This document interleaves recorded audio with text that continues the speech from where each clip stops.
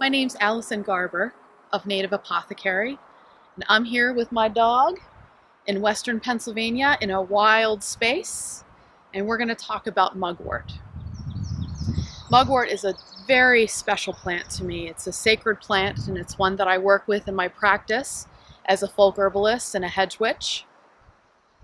Mugwort is an invasive species here in Pennsylvania. Its botanist name is Artemisia vulgaris. Artemisia like the goddess Artemis. Vulgaris meaning that it is common. This specific species comes from Asia, migrated to Europe, and then finally came here with the colonists. So let's explore what mugwort looks like.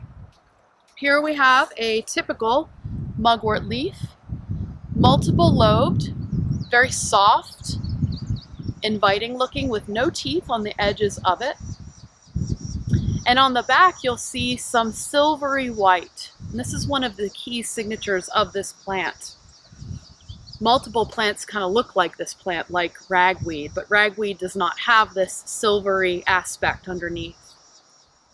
When we crush the leaf in between your hands, you get a wonderful fragrance. That's because it has a lot of oils in its leaf. And when you chew on it, it's very, very bitter. And I think it's quite delicious, personally. Quite nice. It makes you salivate a lot, which is good for your digestive tract. So this plant is getting ready to bloom. So you can see that it gets very, very slim going towards the top. At the top, this plant will start to develop very, very small, tiny white or very light yellow buds. And in mid-August, it will start blooming.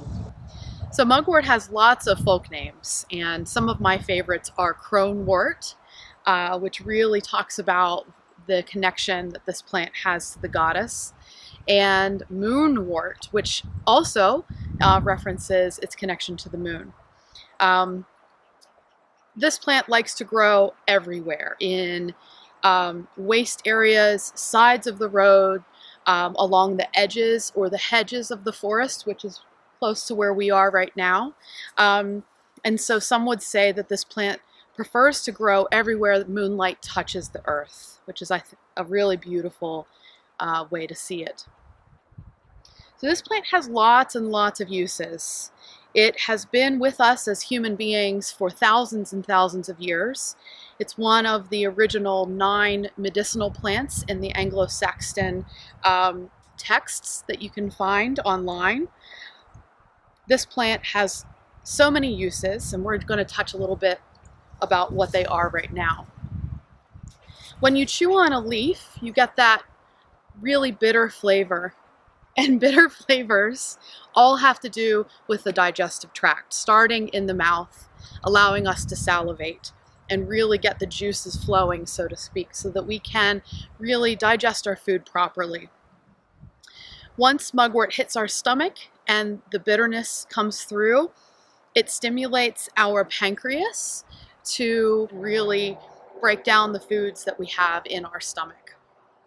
Lots of people like to use mugwort in culinary cooking, specifically with super heavy, fatty things like goose. So there's a tradition in England where people would stuff the undersides of the geese for Christmas with mugwort leaves. Another great thing about mugwort is that it belongs to women's health.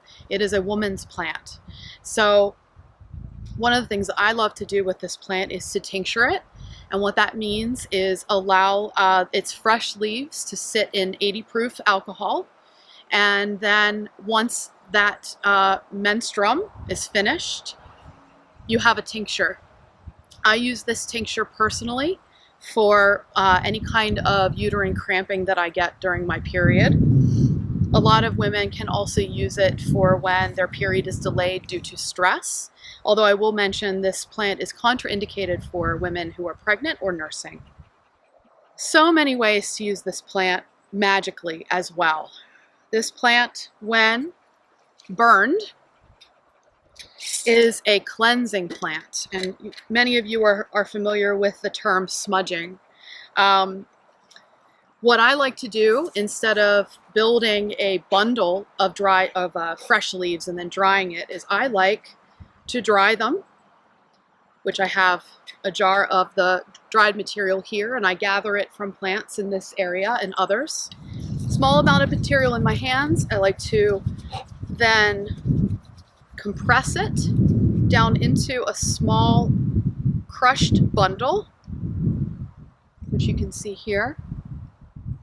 It's very light and fluffy. And then I've found a small flat stone, and this stone will then allow me to make a sacred offering to the land. And this is what I do before I harvest any wild plants at all. I thank them for their life, because they are our friends, and they are our wisdom keepers and our green elders.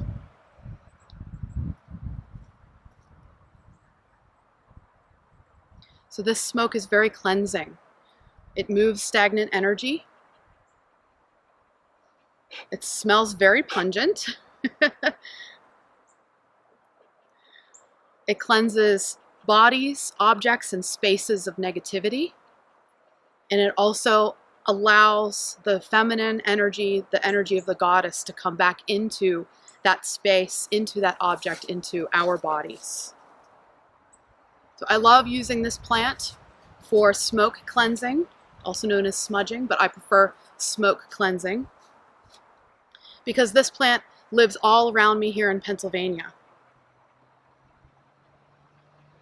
And I think it's really important to develop intimate relationships with these plants, because they know us. They live on our native land. So, mugwort is also very, very protective. And you can use her dried leaves as a talisman, like in a medicine pouch or in your pocket. You can also burn her leaves in sacred ceremony to bring in protective energies.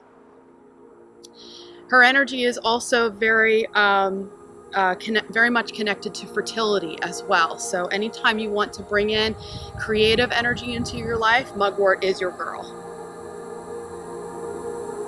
So I hope that you enjoyed this little talk about mugwort, Artemisia vulgaris. Thanks for watching.